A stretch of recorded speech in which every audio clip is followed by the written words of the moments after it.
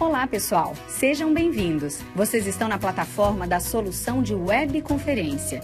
Mas antes de decolar em mais uma transmissão online, vamos ver algumas dicas importantes para que sua reunião seja muito produtiva e agradável. Está diante do computador? Então aproveite para ajustar a câmera com o melhor enquadramento possível. O ideal é você não colocar a câmera contra a luz, uma janela com sol ou uma lâmpada forte. Isso faz com que sua imagem fique escura. Durante a webconferência, sua participação é importante. Para interagir, você pode mandar mensagens pelo bate-papo, o famoso chat. Se tiver câmera e microfone, você também pode pedir a palavra. É só clicar nesse desenho aqui de braço levantado. Em seguida, o palestrante aceita ou não seu pedido de palavra. Oba, é minha vez de falar. Vai vendo aí como eu faço. Na sua vez será assim também. Eu clico no microfone que apareceu na tela após o pedido ter sido aceito. Em seguida, clico no ícone de câmera. Pessoal, agora a minha imagem que aparece na tela deve ser compartilhada com todo o grupo. Aí é só falar com os participantes. Todos vão ver e ouvir você. Deu alguma coisa errada? Calma, não entre em pânico. Temos uma equipe especializada acompanhando toda a webconferência. Escreva no bate-papo particular para o suporte técnico. E antes de desembarcar da webconferência, não deixe de responder nossa enquete. Sua opinião é muito importante para nós. Para responder, basta clicar uma vez em cada pergunta. Já respondeu? Então, é só se despedir dos colegas e encerrar sua participação. Esperamos ver você mais vezes por aqui. Até logo!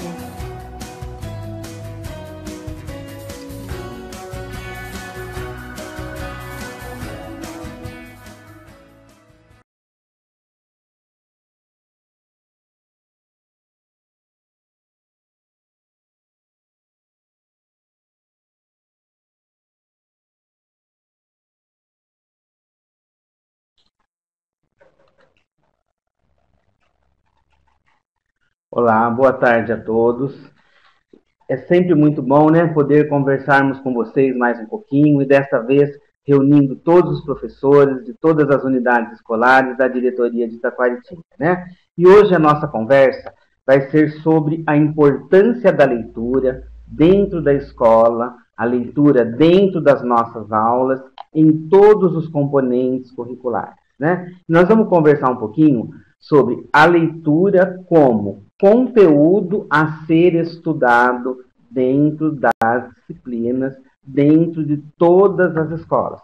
Por isso que nós contamos hoje com a presença dos professores desde os anos iniciais até o ensino médio, o que é um prazer para nós podermos conversar com vocês, estarmos aí compartilhando ideias e aprendendo juntos. E para falar de leitura, vamos iniciar a nossa web, então, com uma leitura. Isso aí, Ronaldo. Boa tarde a todos, caros colegas professores. Então, como o Ronaldo disse, nós teremos uma conversa sobre leitura. Essa é a parte 1, Depois, posteriormente, num outro momento, teremos a parte 2. E para iniciarmos, nós vamos começar com uma leitura em voz alta, que é a nossa escolha aqui deste livro Braulio Bessa, Poesia que Transforma. Todos já o conhecem, Ele se apresenta no programa da Encontro da Fátima Bernardes. E quem é Braulio Bessa? Ele nasceu em Alto Santo, no Ceará. Aos 14 anos começou a escrever poesia. Em 2011 criou a página Nação Nordestina e ficou conhecido como embaixador da cultura nordestina na internet, o que levou ao programa de Fátima Bernardes em 2015. Pouco tempo depois, começou a declarar seus poemas na TV e hoje em dia tem um quadro fixo no programa. E em 2017, seus vídeos foram os mais acessados e compartilhados na plataforma online da TV Globo.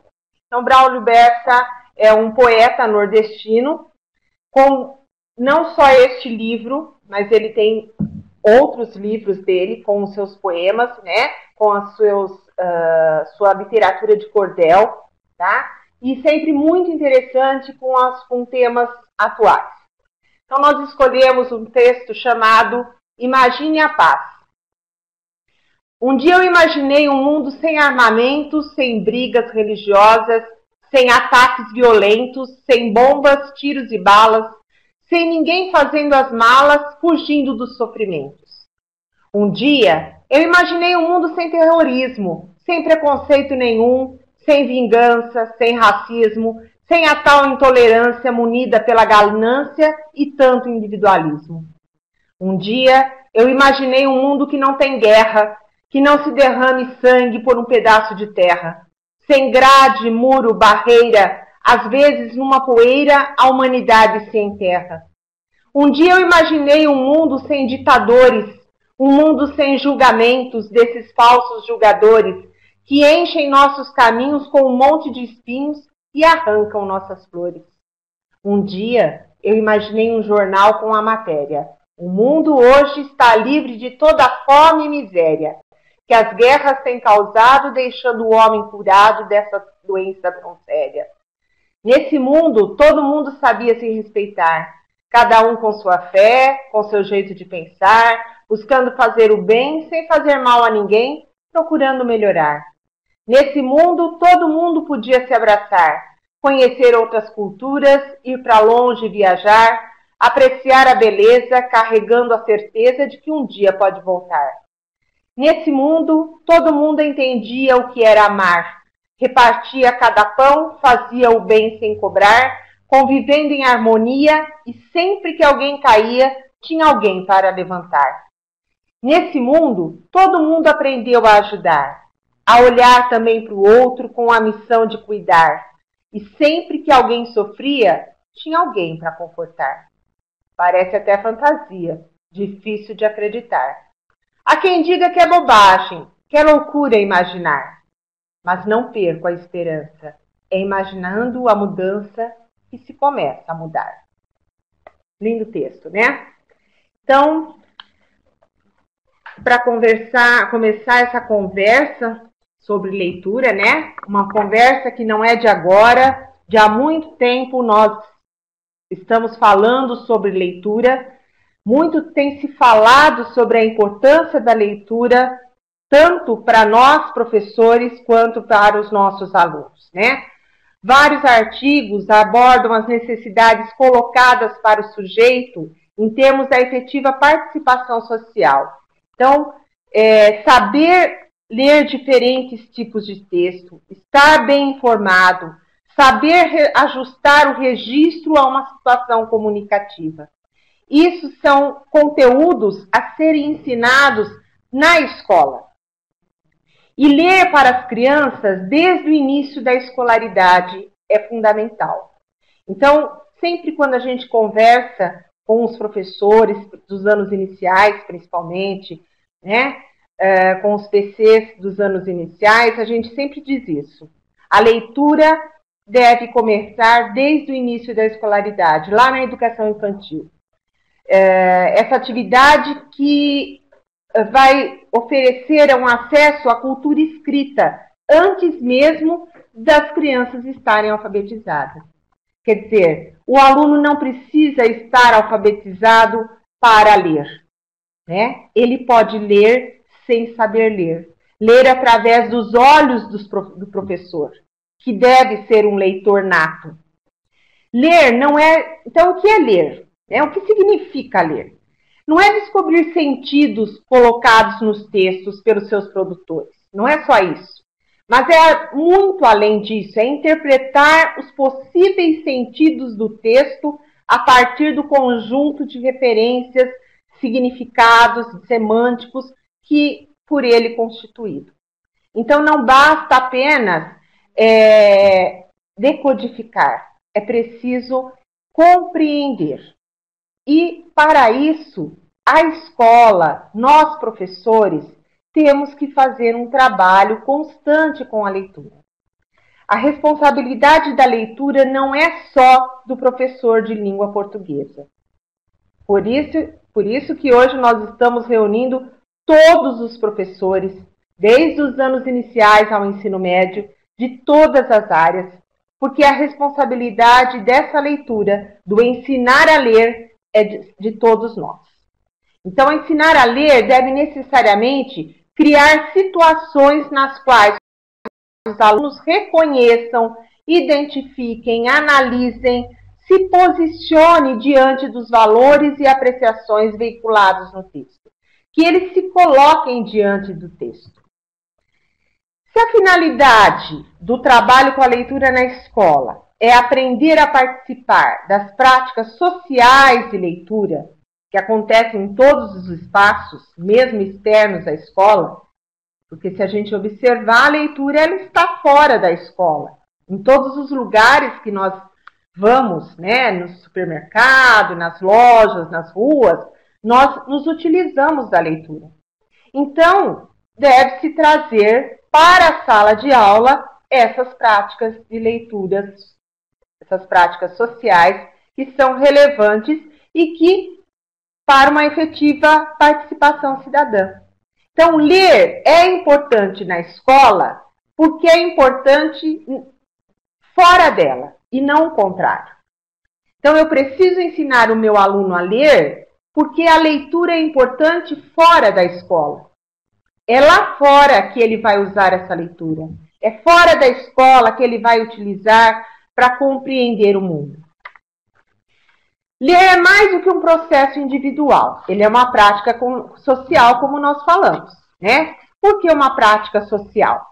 Porque a gente lê em vários lugares, né? A gente lê quando nós estamos esperando ser atendidos no dentista, no médico, quando nós passamos na frente de uma banca de jornal e de revista, nós lemos em voz alta num culto religioso, nós lemos a lista de classificatória quando se deseja saber se houve aprovação ou não num concurso, num vestibular, nós lemos num cardápio quando nós vamos ao restaurante para escolher o que nós queremos comer, né? Nós lemos a tela do computador ao utilizar um caixa eletrônico no banco. Nós lemos os outdoors da propaganda nas ruas. Lemos em uma livraria quando se deseja comprar um livro. Lemos o jornal quando é entregue em nossa casa. Lemos para estudar determinado tema, entre outras e tantas situações. Então, a todo momento, a leitura está presente na nossa vida, né?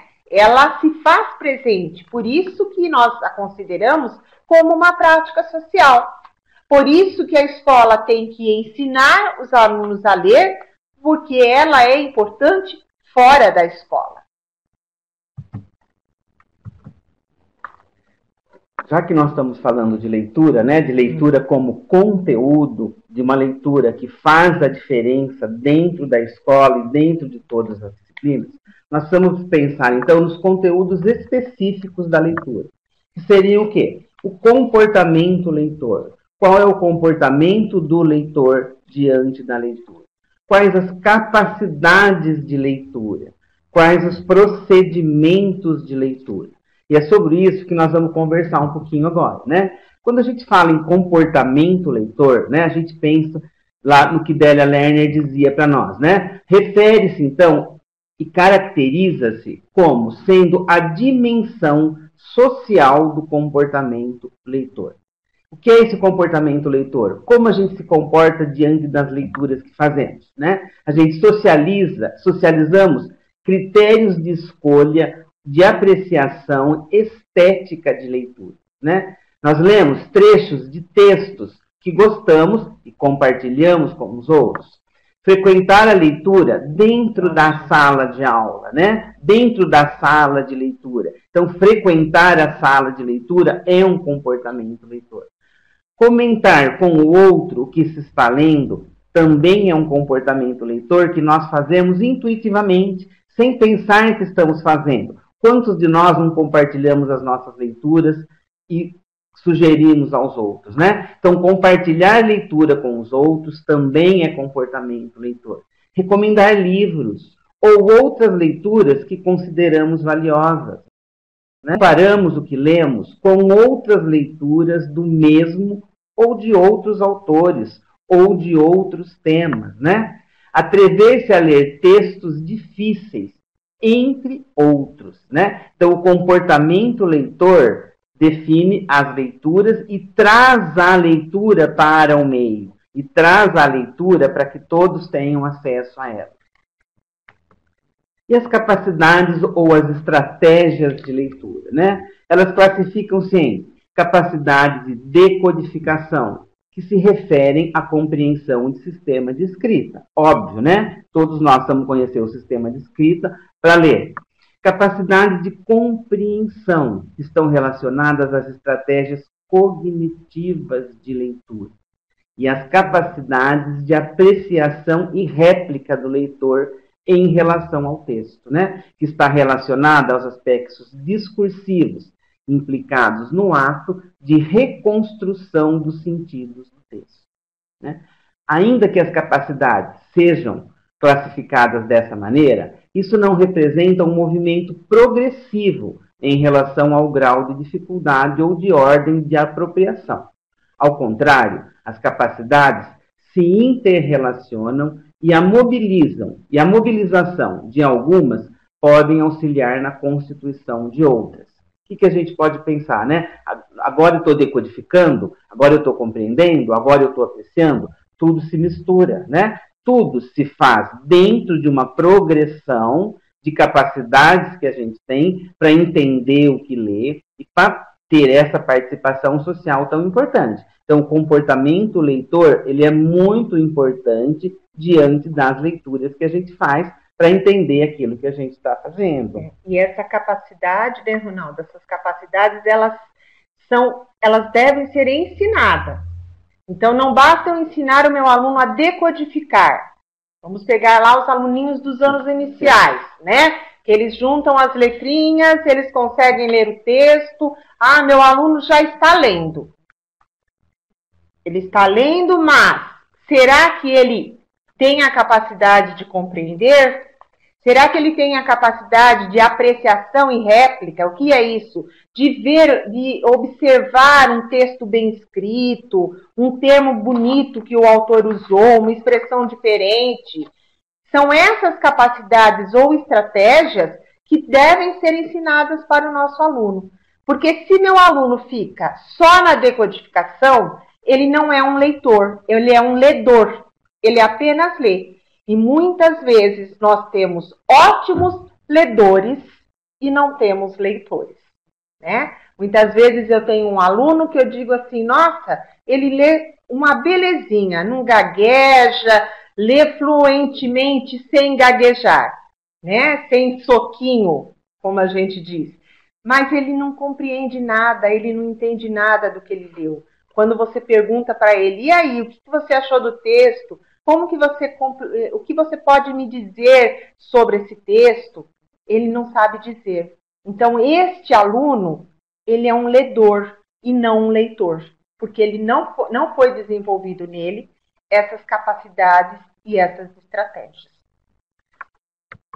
Já que nós estamos falando, então, né, de leitura, de conteúdo a ser ensinado, como que a gente faz isso? Como isso acontece dentro das nossas aulas, né? Então, nós temos a necessidade de propor situações de leitura onde o aluno possa se utilizar das estratégias de leitura, ou seja, da decodificação, a antecipação, a seleção, a inferência e a verificação. Então, como é que a gente propõe isso para o aluno? É propondo leituras para que ele consiga ler, entender, apreciar, fazer inferência, verificar e se posicionar diante daquilo que lê.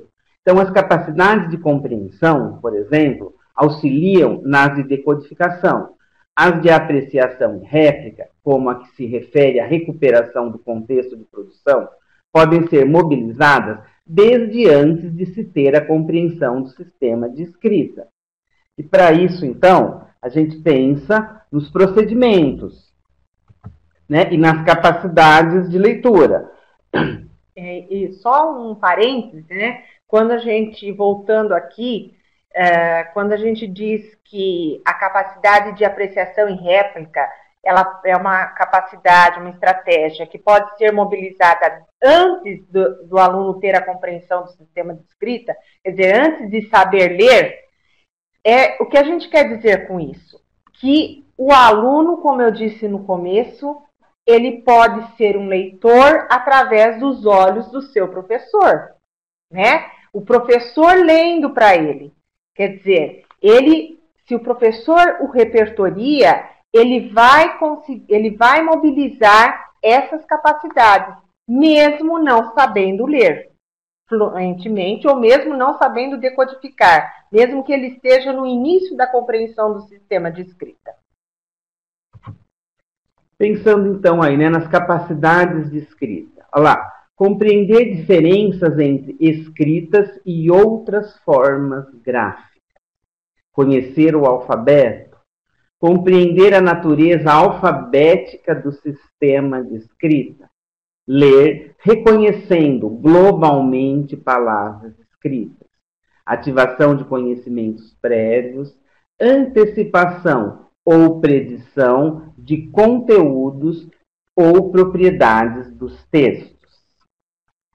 Ler, quando a gente fala em procedimento da escrita, né, é como se procede, procedimentos de leitura, né, como a gente procede para ler mesmo. Como a gente lê, como cada um tem a sua forma de ler e quais as regras que se tem e que são convencionadas para esse procedimento de leitura, né? Ler da esquerda para a direita e de cima para baixo. Folhear o livro da direita para a esquerda de maneira sequencial e não salteada. Escanear as manchetes de jornal para encontrar a editora e os textos de interesse. Usar caneta marca-texto para iluminar informações relevantes numa leitura de estudo ou de trabalho, por exemplo, né? Tudo isso a gente tem que pensar sempre nesses procedimentos de leitura. Eles se relacionam diretamente à finalidade de leitura colocada. Para que estou lendo? Para que eu leio? Em que momento eu leio e para que eu leio, né? Então, a gente lê para estudar, a gente lê para ter uma informação específica em um texto, a gente lê para ter uma informação geral, lê para seguir instruções, né? Os manuais de montagem, de orientação geográfica e etc. A gente lê para aprender, a gente lê para revisar textos, né? Ler para construir repertório temático ou de linguagem para produzir textos. Ler oralmente para apresentar o texto a uma audiência, numa conferência, num sarau, num jornal. Ler para praticar a leitura em voz alta para uma situação de leitura dramática, de gravação de áudio, de representação. Reler para verificar se houve compreensão. Ler por prazer estético, né? Então, a leitura, ela está sempre presente e nós nos posicionamos diante dessa leitura e a leitura resolve um questionamento da gente, né? E a gente precisa, então, ensinar os nossos alunos a ler para que eles se posicionem e leiam fluentemente, como a Carminha disse, né? Leiam compreendendo aquilo que leu. Por isso, da importância da gente pensar no conteúdo de leitura nas nossas escolas, o conteúdo de leitura nas nossas aulas, né? E aí vocês devem estar pensando assim, a gente já faz isso, né? Mas de que forma nós fazemos isso? É importante a gente se questionar de que forma nós apresentamos a leitura para os nossos alunos, né? Porque a minha forma talvez não seja a mesma do outro de ver a leitura ou de encarar a leitura. Por isso que ele precisa ser ensinado e pensado por todos nós professores. E esses procedimentos de leitura, eles são procedimentos que o aluno precisa compreender que para cada tipo de texto eu uso um procedimento diferente. Quando eu li para vocês o Braulio Bessa, né, eu li um texto, um poema dele, tá? De uma maneira. Se eu fosse ler um texto jornalístico, eu usaria um outro procedimento, né? Então, quando a gente lê um romance, a gente lê por prazer estético, né? E quando nós lemos um texto para uma prova, para um concurso, Qual é o procedimento normal que quase todo mundo se utiliza? A gente grifa as passagens importantes, a gente faz algumas anotações do lado do texto, não é? Então, são procedimentos diferentes para cada tipo de texto, né? E isto precisa ser ensinado. Mas eu ensino, agora eu vou falar de comportamento, agora eu vou falar de estratégia, depois eu vou falar de procedimento. Não, são conteúdos, são subconteúdos da leitura, que a leitura é um conteúdo, em que eu trabalho conjuntamente, articuladamente, né? Mas para isso, eu, professor, antes de tudo, preciso ser um leitor, né? A leitura, né, Ronaldo? E a escrita são os nossos instrumentos de trabalho. Não se concebe um professor que diga que eu não gosto de ler, né? Não dá para aceitar um professor que diga que não gosta de ler, independente da área. Se eu sou professor, eu tenho por obrigação ser um bom leitor, um leitor fluente, um leitor que compreende aquilo que lê, né? E isso só se faz se eu ainda não tenho essa prática, se eu ainda não gosto muito, não sou muito chegado, a gente tem que começar a gostar, né? E a Tatiana Belinsky, né, é uma autora de literatura infantil e infanto-juvenil, ela tem uma frase que eu sempre uso muito, que eu gostei muito, que ela disse numa entrevista uma vez, que ela diz que o livro, a leitura, é como um prato de brigadeiro, né? Não dá pra gente comer um brigadeiro só, né, gente? Pelo menos eu não consigo. Então, a leitura, quanto mais a gente ler, quanto mais a gente praticar a leitura, mais a gente vai gostar de ler. Então, é isso aí. Quando eu tenho um prato de brigadeiro, eu como aí eu pego mais um e assim vai. E quanto mais tiver, mais a gente come, né? E é assim que a gente tem que mostrar para o nosso aluno, né? Esse prazer pela leitura. Quando o aluno enxerga um professor que tem prazer pela leitura, ele com certeza, ele também verá a necessidade, a importância que a leitura tem na vida dele. E lembrando, né, Carminha, que a leitura faz parte das aulas. Sim. Em todas as aulas tem leitura. Em todas as aulas, não importa a disciplina, a leitura é colocada, né? De uma forma ou de outra, dentro daquilo que cada professor trabalha no seu dia a dia, a leitura está ali, né? E como o professor se posiciona diante da leitura é o espelho para o aluno, né? Então o aluno precisa reconhecer dentro de todas as disciplinas e dentro de todas as aulas essa leitura, a importância dessa leitura e como o professor se coloca diante dessa leitura ou das leituras que são necessárias dentro de todas as que a gente faz na nossa vida, no nosso dia a dia, né? E a gente também não pode esquecer que as nossas avaliações externas e as APs, né, são avaliações de leitura, né? A avaliação está lá, avaliação de língua portuguesa, mas na verdade ela não é uma avaliação de língua portuguesa, ela é uma avaliação de leitura, onde o aluno vai precisar saber ler para responder as questões, para compreender as questões. E essa leitura ele vai usar lá na avaliação de matemática, para poder resolver os seus problemas, não é? Então, olha aí como ela é importante. Por isso que nós estamos insistindo nesse conteúdo, insistindo que todos os professores trabalhem a leitura em suas disciplinas de diferentes formas. E agora a gente vai falar um pouquinho sobre as modalidades didáticas de leitura, né? Várias são as modalidades. Uma delas é a leitura colaborativa ou compartilhada, importantíssima. É esta modalidade que oferece ao aluno a fluência leitora. Até pouco tempo nós entendíamos como fluência leitora, né, ou um aluno lê fluentemente quando ele lê corretamente todas as palavras, quando ele não gagueja, quando ele lê sem soquinho. Mas com os estudos que nós fomos tendo e lendo de vários autores, a leitura compartilhada, ela oferece ao aluno a fluência leitora, mas no sentido da compreensão, de compreender o texto. Então, é uma modalidade fundamental para que sejam trabalhadas as capacidades de leitura. Porque quando eu faço uma leitura compartilhada, eu posso trabalhar essas capacidades, a capacidade de antecipação. Então, eu começo lá pelo título, por exemplo, de uma notícia. Do que será que vai se tratar esse título? Então, há essa discussão entre professor e aluno. Depois eu começo lendo a notícia e eu vou trabalhando a checagem. Será que é isso mesmo que nós tínhamos pensado que a notícia ia falar?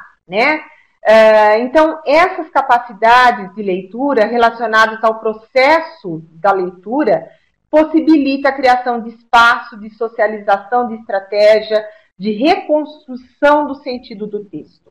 Então, a leitura compartilhada é uma modalidade presente em todas as áreas.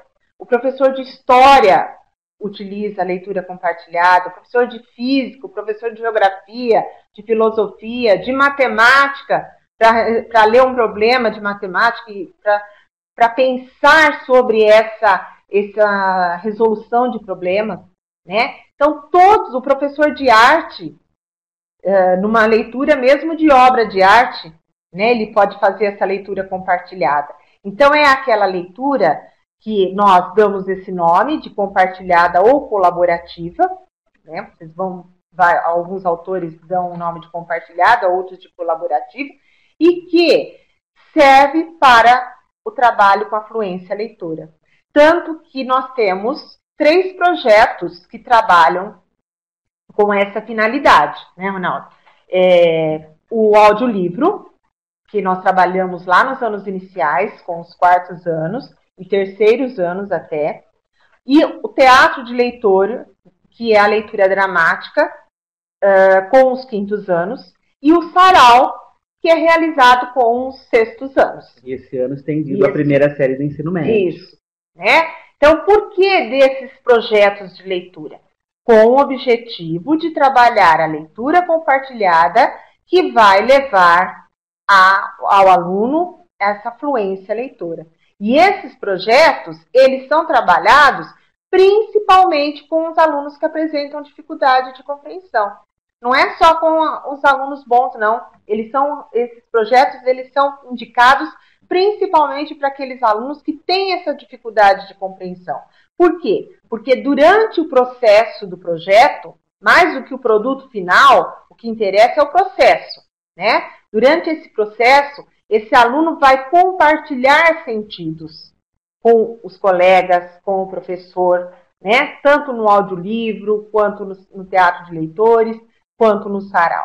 Então, a importância de trabalhar esses projetos é fundamental, Outra modalidade didática de leitura é a roda de leitores, que é uma situação mais adequada para o aprendizagem do comportamento leitor, onde nós fazemos indicações literárias, Ali, nessa modalidade, a gente trabalha o comportamento do leitor, como o Ronaldo disse no início, que indicar um livro para alguém, falar de um livro para alguém, é um comportamento de um leitor, de um bom leitor.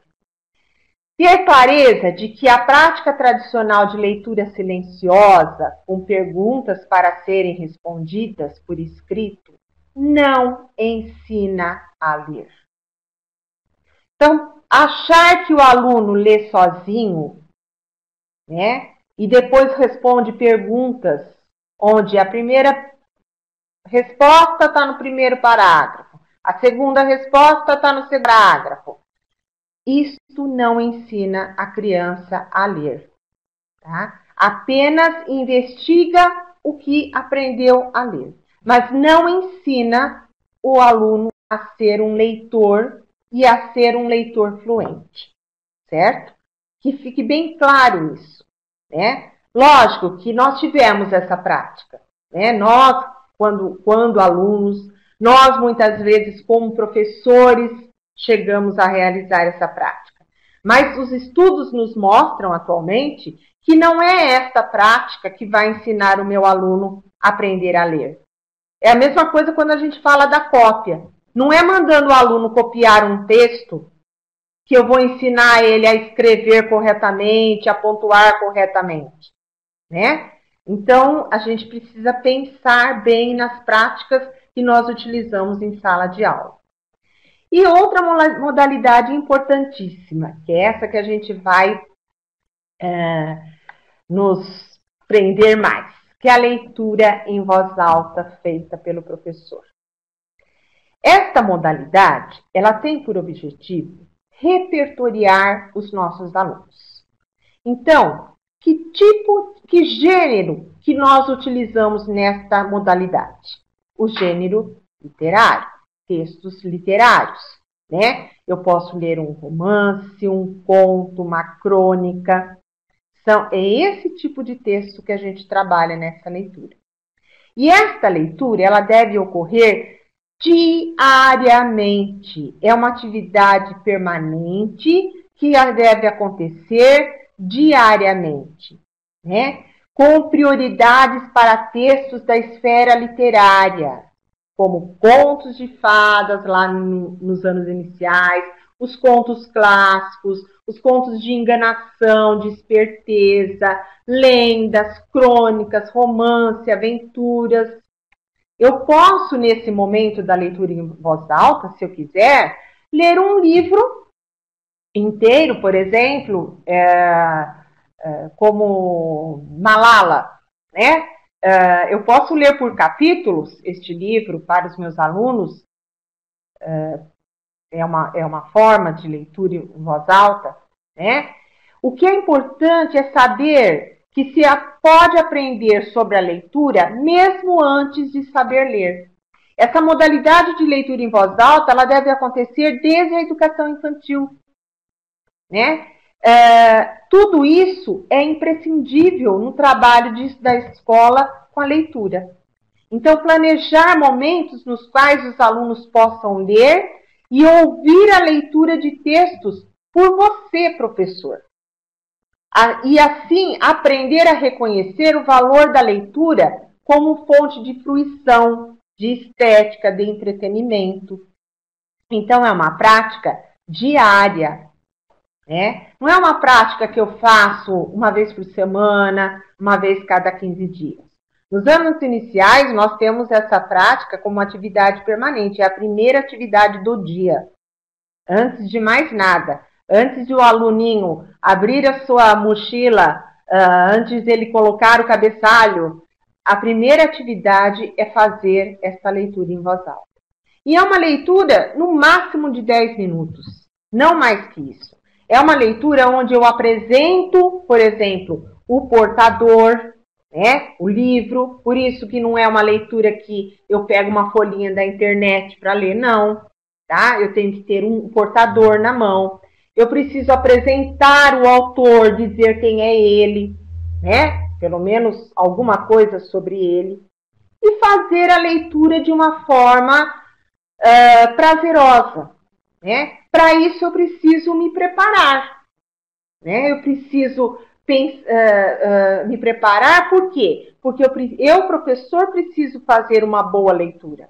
Eu preciso pensar no meu tom de voz.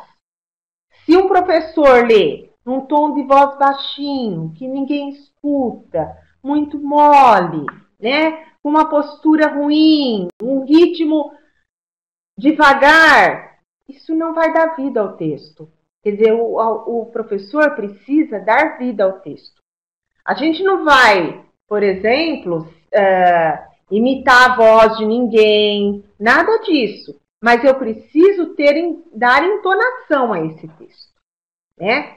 Nós recomendamos que o professor prepare com antecedência aquilo que ele vai ler, para que ele possa desempenhar com qualidade o papel de leitor.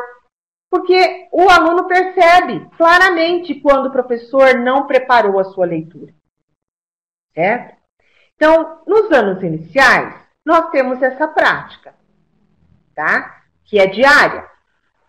Nos anos finais e médio, Também existe um projeto colocado há anos que já acontece, né? E que nós solicitamos, né, que ele retorne em todas as escolas, que é um trabalho que já vem sendo feito, que é um trabalho que dá resultado, que é um trabalho bom. E a gente sempre ouve os professores falarem, né? Os nossos alunos não leem, os nossos alunos não leem, os nossos alunos não sabem ler. Já que nós estamos conversando aqui sobre a leitura como conteúdo a ser ensinado, em que momento esses alunos são colocados para a leitura? Que tipo de leitura? Quem está lendo para esses alunos? Qual é o incentivo que esses alunos têm para a leitura, né? Como ensinar esses alunos a ler e entender as nossas disciplinas? Uma vez que a gente viu aqui os procedimentos, o comportamento, a necessidade da leitura. Então, como nós colocamos os alunos frente às leituras que a gente faz na escola? E por que não apresentar a esse aluno essa leitura literária, essa leitura de fruição, essa leitura para repertoriar o nosso aluno e ele perceber os diferentes tipos de texto e entre tantos outros conhecimentos que a leitura nos ensina, né? Então, cabe a cada um da gente pensar em como nós estamos propondo isso para os nossos alunos dentro das nossas escolas. E são todas as escolas, né, Carminha? Todas a gente já insiste nisso há muito tempo e a gente ainda vê que muita coisa já caminhou, mas muita coisa a gente ainda precisa estar colocando em prática, porque os resultados virão, né?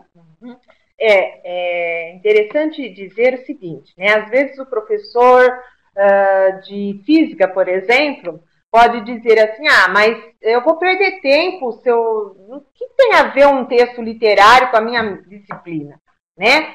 Mas você não vai perder tempo, você vai ganhar, porque você vai ler para o seu aluno, né? Ele vai ver que você é professor de física, né? Não é um professor formado em letras, né? Mas que você tem esse gosto pela leitura, o prazer pela leitura. E são 10 minutinhos, né? 5 que seja, mas que essa leitura aconteça diariamente. Não só para os nossos alunos. Agora eu chamo a atenção dos professores coordenadores. As ATPCs, né? Para o início de toda a ATPC, fazer também uma boa leitura, né? Um texto literário. Eu sempre brinco com os PCs dos anos iniciais. Não venham com texto de autoajuda. Ler texto de autoajuda, o professor lê sozinho, se ele precisar, certo? Tá? Nós, professores, precisamos de bons textos, conhecer autores novos, conhecer o discurso literário, certo? Então, é esse tipo de texto que eu tenho que levar para a escola nessa modalidade de leitura em voz alta, tá? A notícia, a divulgação científica, existem outros momentos para essa leitura. Mas a leitura em voz alta, o gênero é literário. Nós insistimos nisso e nós acreditamos que todas as escolas possam, né? Acho que todos estão com esse objetivo. Quem ainda não está firme nisso, que a partir de agora comecem a pensar nessa questão. A leitura tem que ser diária, né? Principalmente nos anos finais e médio, que eu sei que troca professor, quem é que vai ler, é na primeira aula, como que vocês arrumaram uma estratégia, mas essa leitura tem que acontecer, gente, tá? Tem que acontecer porque a gente observa que as dificuldades dos nossos alunos poderão ser diminuídas, né, se esses alunos forem leitores melhores, tá? Eles vão poder compreender melhor o conteúdo das disciplinas se nós oferecermos para eles esse conteúdo de leitura. Lembrando que é responsabilidade de toda a escola e não só do professor de língua portuguesa. Então, ensinar a ler supõe possibilitar ao aluno aprender a ajustar os procedimentos de leitura às finalidades colocadas. Ensinar a ler supõe possibilitar o aluno aprender comportamento leitor, procedimento leitor e estratégia de leitura. Tá? Esta conversa foi a nossa primeira conversa. Em breve nós teremos outra, retornaremos, né? E encerramos por aqui. Pedimos para que não se esqueçam de responder a pesquisa, por favor, tá? E até a próxima. E a gente espera que esta conversa tenha tornado possível a nossa reaproximação daquilo que chamamos de leitura, de um conteúdo importante que não pode deixar de acontecer nas nossas escolas diariamente, tá? Todos os dias. Então, boa tarde a todos, né? E um bom trabalho. Bom trabalho a todos e até a próxima.